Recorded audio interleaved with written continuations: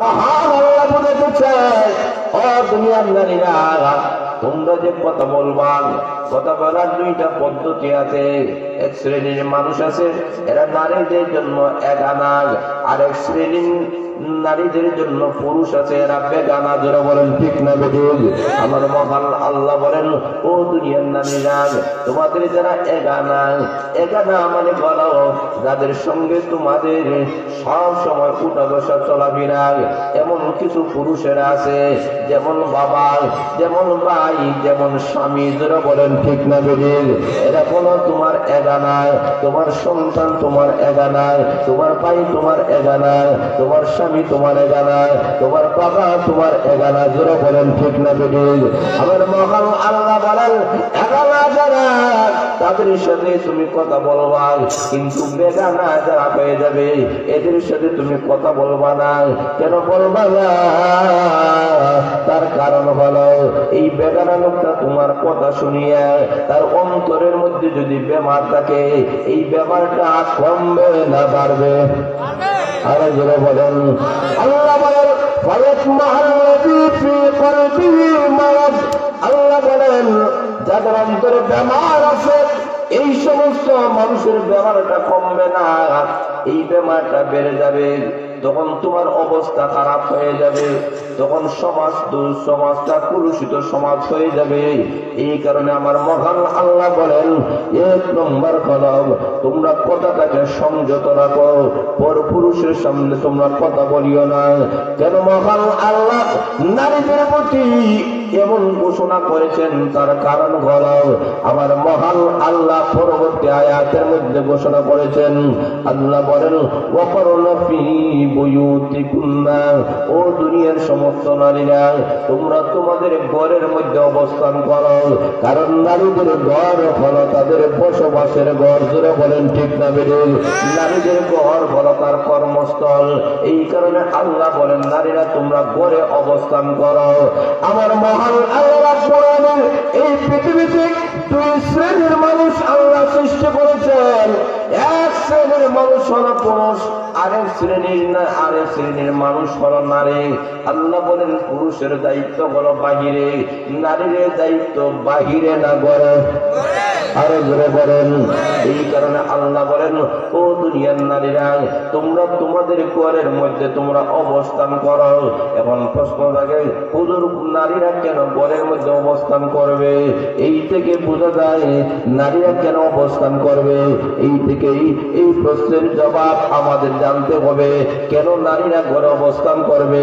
কারণ আল্লাহ রাব্বুল আলামিন নারীদেরকে যত দায়িত্ব দিয়েছেন, সকল দায়িত্ব হলো ঘরোয়া, বাহিরের। আরো জোরে বলেন, আরো জোরে বলেন।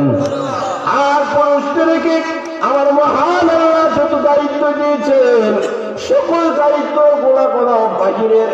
এই কারণে আমার মহান আল্লাহ বলেন, পুরুষেরা বাহিরে থাকবে, নারীরা ঘরে থাকবে। কেন থাকবে? বিশেষ করে নারীদেরকে মহান আল্লাহ 7টা দায়িত্ব দিয়েছেন। বড় বড় জোরে বলেন, কয়টা? আরো জোরে বলেন। 1 নম্বর হলো, প্রতি মাসে মহিলাদের একটা বেমার হয়, এবং বেমারের দায়িত্ব আল্লাহ দুনিয়ার কোন পুরুষকে দেন নাই। আল্লাহ বলেন, এককভাবে নারীদেরকে দিয়েছি। এই কারণে নারীরা তোমরা ঘরের মধ্যে থাকবে।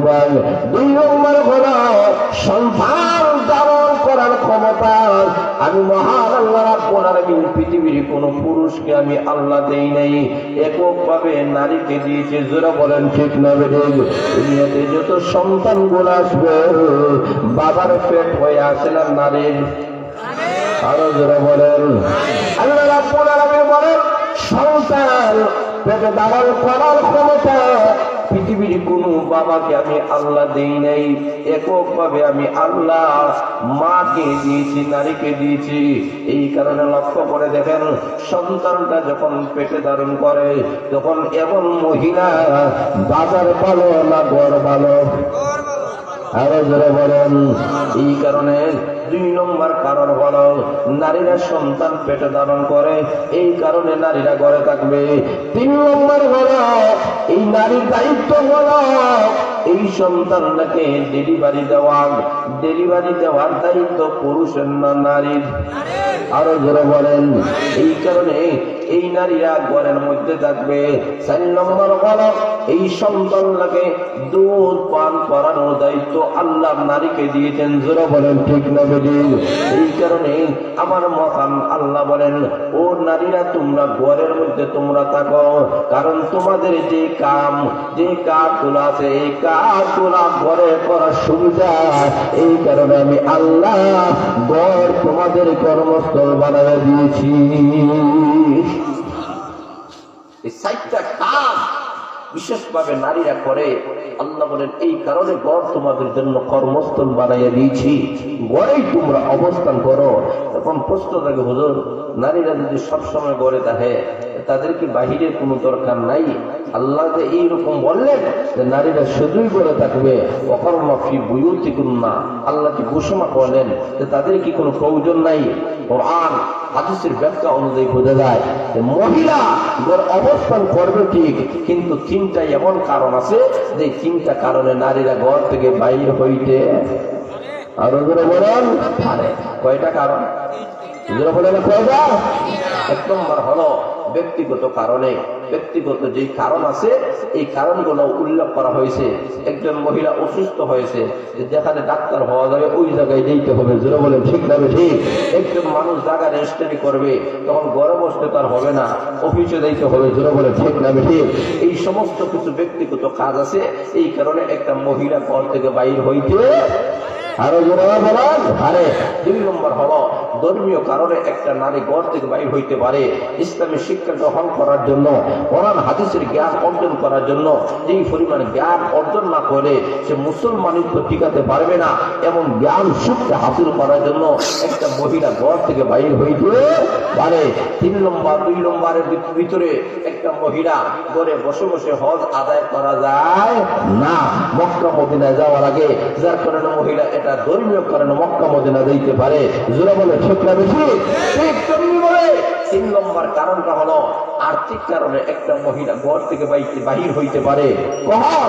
যেই মহিলার বাবাও নাই, যেই মহিলার ভাইও নাই, যেই মহিলার স্বামী নাই, যেই মহিলার ভরণ পোষণ চালানোর মতো কেউ নাই, এমন মহিলা যখন দেখবে যার অভাব অনটন এখন খাইতে পারে না, তখন দেশের সরকারের উপরে দায়িত্ব হলো যে এই সরকার এই মহিলার ভরণ পোষণ চালাবে। সরকার যদি না চালায় তখন এই মহিলাটা না খাইয়া মারা যাবে।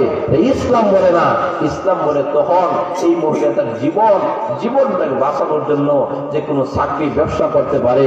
তবে এই মহিলা যখন এই আর্থিক কারণে যখন ঘর থেকে বাইর হইবে, আল্লাহ বলেন স্বাভাবিক অবস্থায় নয়, অন্যান্য মহিলারা জাহিলিয়াতের যুগের মহিলারা যেমন বেপরদা অবস্থার বাইর হয় এমন ভাবে বাইর হওয়া যাবে।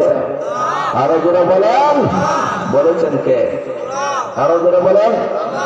ওয়ালা তাবাররাজনা তাবাররুজাল জাহিলিয়াতিল উলা।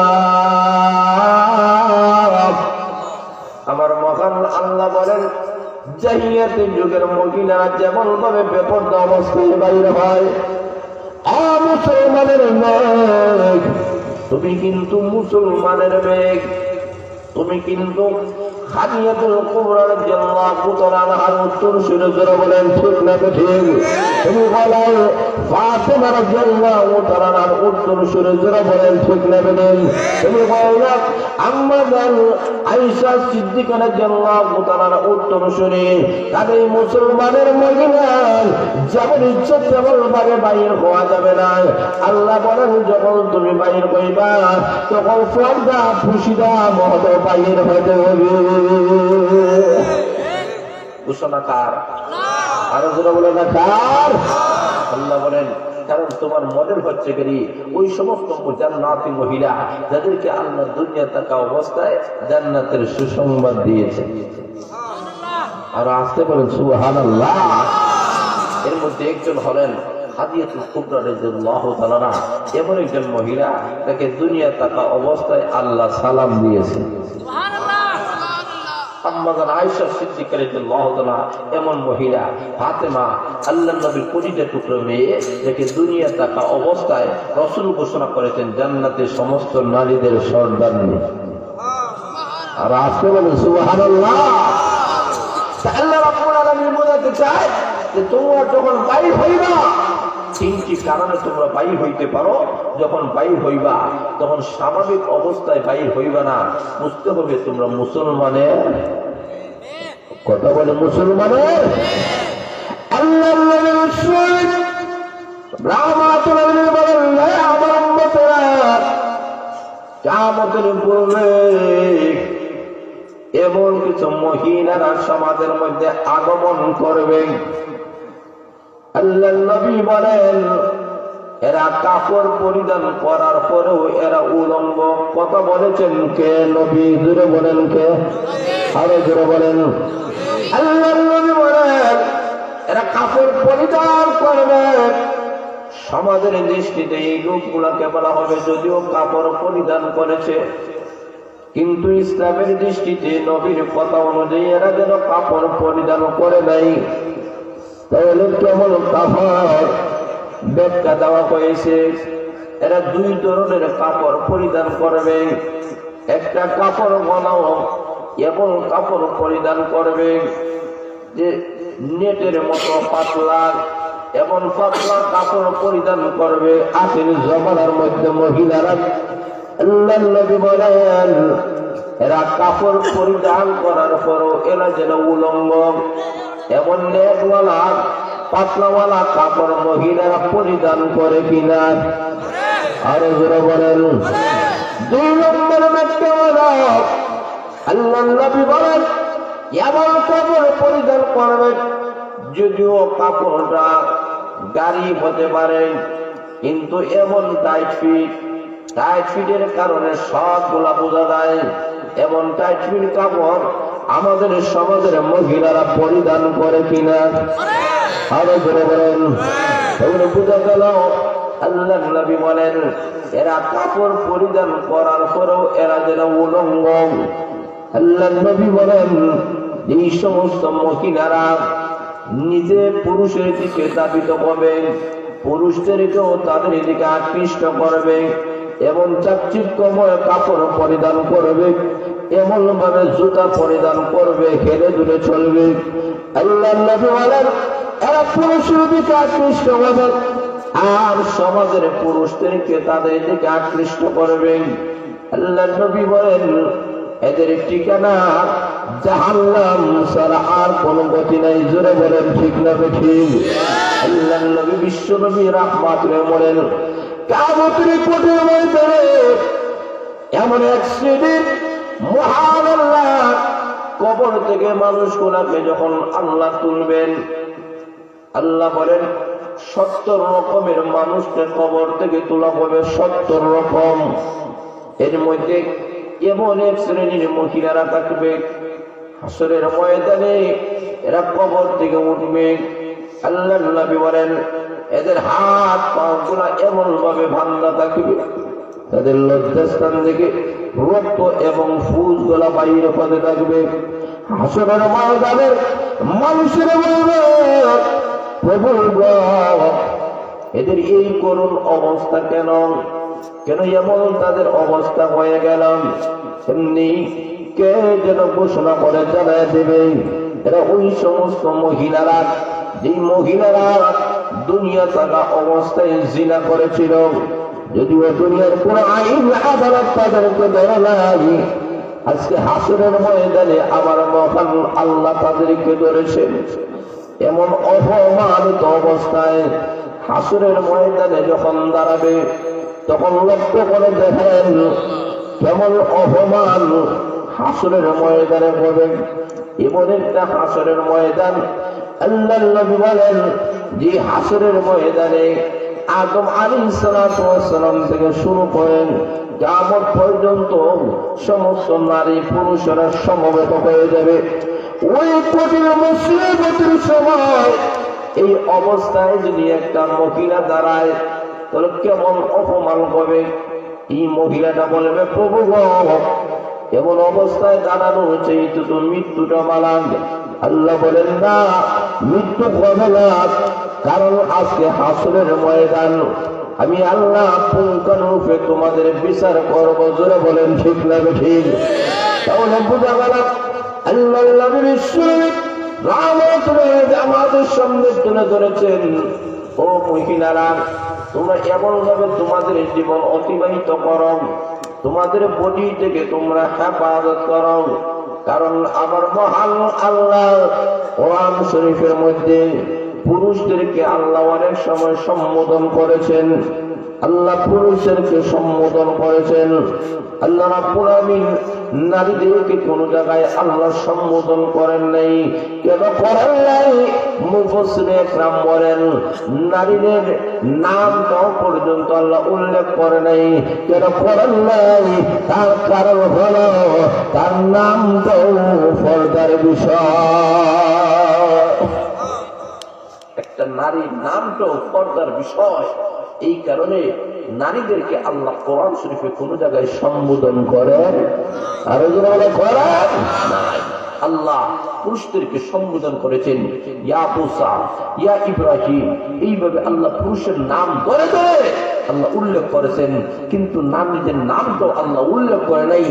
এমনকি একটা আয়াত আল্লাহ কোরআন শরীফের নাযিল করে দিয়েছেন, সেই যুগের এক শ্রেণীর মহিলারা নবীর কাছে দাবি করছে, ইয়া রাসূলুল্লাহ, ইয়া হাবিবাল্লাহ, মহান আল্লাহ পুরুষদেরকে যেমন সৃষ্টি করেছেন আমাদের মতো নারীদেরকেও তো সৃষ্টি করেছেন কে? বলে না কে? আল্লাহ। তো নবীজি, আপনার কাছে কথা হলো, পুরুষদেরকে আল্লাহ ভালোবাসেন, নারীদেরকে কি আল্লাহ ভালোবাসেন না? বলে হ্যাঁ ভালোবাসেন। তাহলে তোমার প্রশ্নটা কি? মহিলারা ডাক দেওয়া, ও বিশ্ব নবী, আল্লাহ পুরুষদেরকে সম্বোধন করেন, পুরুষের নামে আল্লাহ সম্বোধন করেন, আল্লাহ তাদেরকে ডাকেন, আল্লাহ তাদেরকে বিভিন্ন ইঙ্গিতে তাদেরকে সম্বোধন করেন, আমাদের নামও নাই, আমাদের হতে ইঙ্গিত নাই। বোঝা গেল আল্লাহ আমাদেরকে ভালোবাসে না, আল্লাহ আমাদেরকে মহব্বত করে না। আমার মহান আল্লাহ তাৎক্ষণিকভাবে কোরআনের আয়াত নাযিল করে আল্লাহ জানায় দিলেন, ও মহিলারা, আল্লাহ পুরুষদেরকে যেমন ভালোবাসে তোমাদেরকেও ঠিক তেমনি ভাবে ভালোবাসে। পুরুষদেরকেও আল্লাহ যেমন জান্নাত দিবে তোমাদেরকেও ঠিক তেমনি ভাবে জান্নাত দিবে। পুরুষদেরকেও জান্নাতের সমস্ত নিয়ামত দেওয়া হবে, তোমাদেরকেও ঠিক তেমনি ভাবে দেওয়া হবে। কিন্তু তোমাদের নামটা আল্লাহ কেন উল্লেখ করেন নাই? কেন তোমাদেরকে সম্বোধন করেন নাই? কারণ তোমাদের নামটাও পর্দার বিষয়। তোমাদের নাম গোপন রেখে আল্লাহ তোমাদের ইজ্জত সম্মান বাড়াইয়া দিয়েছেন। নারীদের নামের মধ্যে একটা আকর্ষণ আছে কিনা? কথা বলেন, আছে কিনা? আল্লাহ রাব্বুল বোঝাতে চায় নারীরা পর্দার বিষয়। যেই জিনিসটা যত গোপনে থাকে এই জিনিসের দাম কম না বেশি? আরো যারা বলেন বেশি। আল্লাহ রাব্বুল বোঝাতে চায়, ও নারী জাতিরা, সর্বপ্রথম তোমাকে আমি আল্লাহ কণ্ঠের হেফাজতের কথা বললাম। কণ্ঠটাকে নিম্ন রাখো, পর পুরুষের সামনে কণ্ঠ প্রকাশ করিও না। কখনো যদি প্রয়োজন বসদের কণ্ঠে কথা বলতে হয়, কেউ গড়ে নাই, তবে আল্লাহ জানাই দিয়েছেন যে তোমরা এমন ভাবে কথা বলো, এত মিষ্টি সুরে কথা বলিও না যে পুরুষরা তোমাদের প্রতি আকৃষ্ট হয়, এত কর্কশ হয়ে যাবে না এতে মানুষেরা তোমাদেরকে কষ্ট পায়। তোমার কথা শুনে এমন ভাবে কথা বলবা। আল্লাহ বললেন কওলাম মারুফা। কওলাম মারুফা শিক্ষা দিয়েছেন কে? আরো বলে না কে? আল্লাহ। আল্লাহ বোঝাতে চায় এই মধ্যম পন্থায় তোমরা কথা বলবা, কণ্ঠের হেফাজত করো, কণ্ঠের মাধ্যমে যেন তোমরা বেপরদা হয়ে যাইও না। 2 নম্বর হলো তোমার বডিটাকে তুমি হেফাজত করো। তোমার বডিটা মহামূল্যবান একটা বডি আমি আল্লাহ দিয়েছি। যেমন তেমন পুরুষদেরকে এই বডি দেখানো যাবে না, এই চেহারা দেখানো যাবে না, কারণ তুমি অমূল্য একটা সম্পদ, তুমি একটা অমূল্য সম্পদ। আল্লাহ বোঝাতে চায় তোমার সম্পদটাকে তুমি হেফাজত করো। তোমার বডিকে যদি তুমি হেফাজত করতে পারো, তোমার ইজ্জত সম্মান কমবে না বাড়বে? আর এগুলো কমবে না বাড়বে? বাড়বে। যেমন লক্ষ্য করে দেখেন আজকে আমাদের সমাজে যে কোনো পুরুষ হোক, ভালো হোক অথবা মন্দ হোক, যখন বিবাহ করতে চায় তখন ডাকতে বন্ধু বান্ধবকে জিজ্ঞেস করে আমার একটা বালা মেয়ে তালাশ করে দে।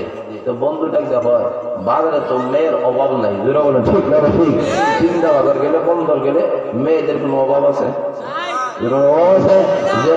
একটা মেয়ে নিলেই তো হয়, তখন দেখ দেখো না রে এমন মেয়ে নাই, একটা ভালো মেয়ে দরকার। তাহলে যেই লোকটা খারাপ আছে এই লোকটাও ভালো মেয়ে চায়। আর আসতে বলে আরো যারা বলেন ঠিক না ঠিক? প্রত্যেকটা যুবক বিবাহ করার আগে সবাই চায় একটা ভালো মেয়ে হোক, তাহলে ভালো মেয়ে সবাই যেহেতু চায়, এই কারণে আমাদের মহিলা যদি পর্দা পশুতার মধ্যে থাকে, তাহলে এমন মেয়েরাই আমাদের যুবকেরা খুঁজবে, আর এমন মেয়ের ঘর থেকে হক্কানি হক্কানি আল্লাহ তৈরি হবে। আরো যারা বলে ঠিক মানে ঠিক? এমন মেয়ের ঘর থেকে রত্ন গর্ব সন্তান গুলা তৈরি হবে, যারা যুগ শ্রেষ্ঠ আল্লাহর ওলি হবে, যুগ শ্রেষ্ঠ বুজুর্গ হবে। এবং আল্লাহ যদি তৈরি করতে হয়, তাহলে আমাদের মেয়েদেরকে ভালো হওয়া দরকার আছে কি নাই? আর আছে কি? এই কারণে আল্লাহ রাব্বুল আলামিন বলেন, তোমরা তোমাদের ঘরের মধ্যে অবস্থান করো, এতে তোমাদের সম্মান মর্যাদা কমবে না বাড়বে? আরো যারা বলেন আবার সুরক্ষা করে দেবেন।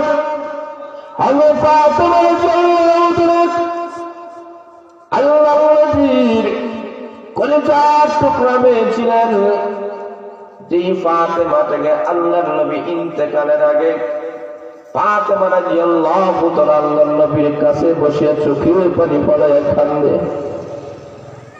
ওগো আমার আব্বা,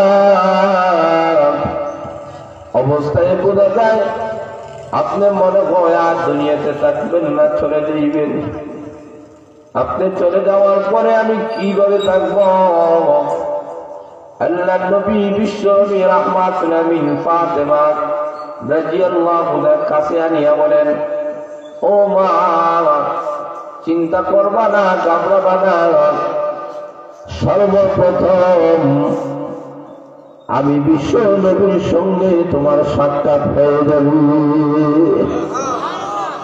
এর মানে হলো আর বেশি দিন নয়, আমি দুনিয়া থেকে চলে যাওয়ার পরে তোমার ইন্তেকাল হবে।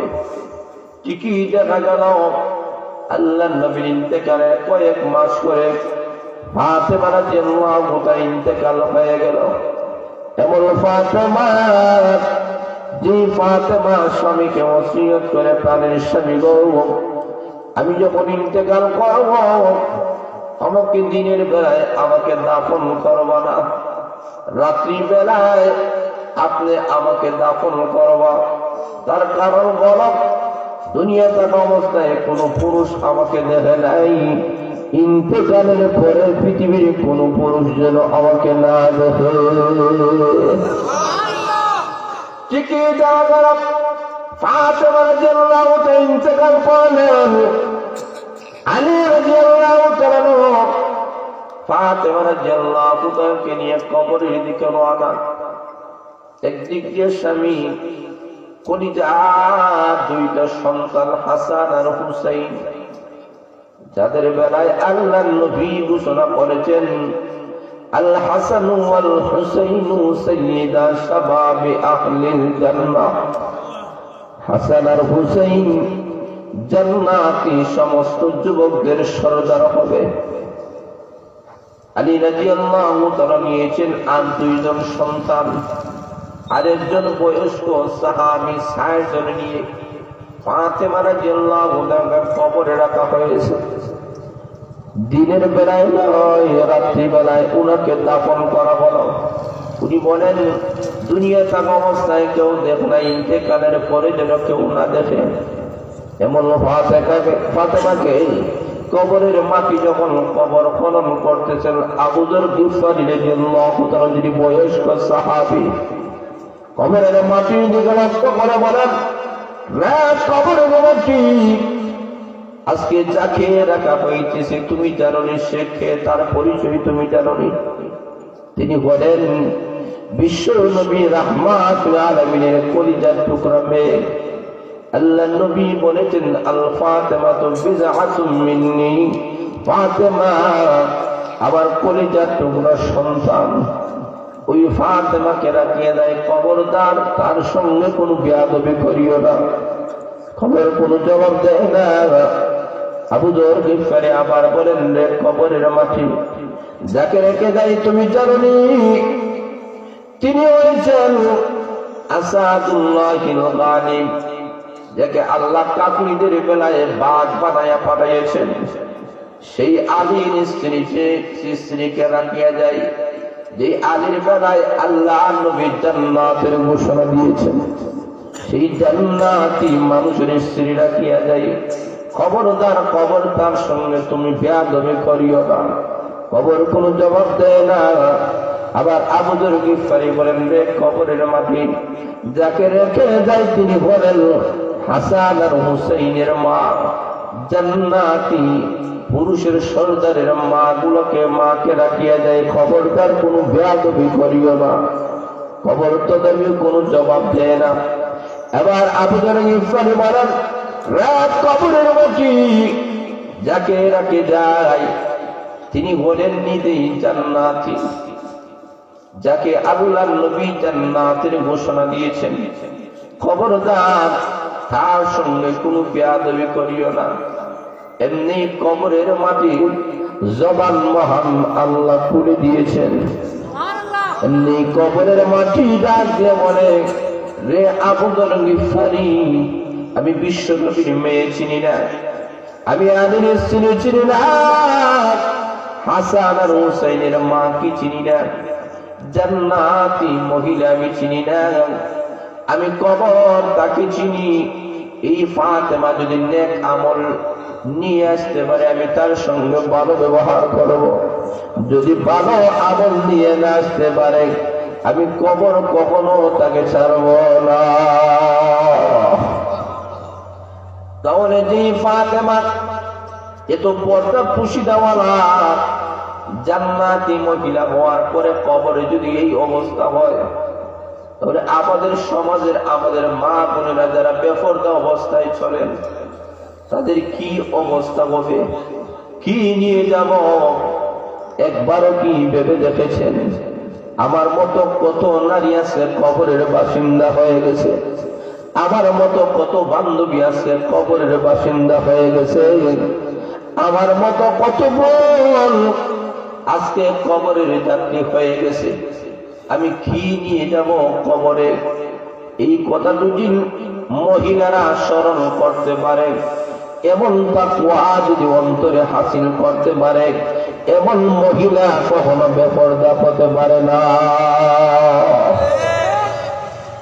এই কারণে লক্ষ্য করে দেখেন, আমাদেরকে বুঝতে হবে কোন অবস্থায় আমাদেরকে যাইতে হবে।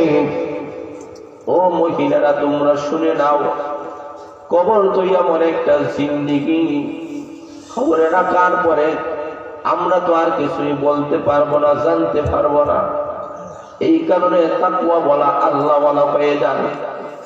লক্ষ্য করে দেখেন, ঈশ্বরের জামানার ঘটনা, একটা যুবক ছিল কাপন চোর, কিন্তু একটা মহিলা যুবতী মহিলা মারা গেছে। এমন আল্লাহ বলা যুবতী মহিলা খবরে খনন করে যখন কাপড়ের কাপড় গুলা সরাইয়া ওই যুবকটা উপর দিক দিয়ে আসতেছে, কবর থেকে উঠে যাবে, এমনি শয়তান কুমন্তরা দিয়েছে সুন্দরের উপর সেই যুবতী মহিলাকে রেখে যুবক চলে যাস। তোর কি মনে কোনো কর হলা নাই, কোনো দল হলা নাই? এমনি যুবকটা ওই মৃত মহিলার সঙ্গে খারাপ কর্ম করে ফেলল। এমন অবস্থায় আমার মহান আল্লাহ ওই মহিলাটা কেমন তাকওয়াওয়ালা, কেমন আল্লাহওয়ালা ছিল, এই মহিলাটাকে দুনিয়া থাকা অবস্থায় কোন পুরুষ কথা বলা তো দূরের কথা, স্পর্শ করা তো দূরের কথা, মহিলাটাকে কোনোদিন কোন পুরুষরা দেখে নাই। কেমন তাকওয়া বলা মহিলা ছিল।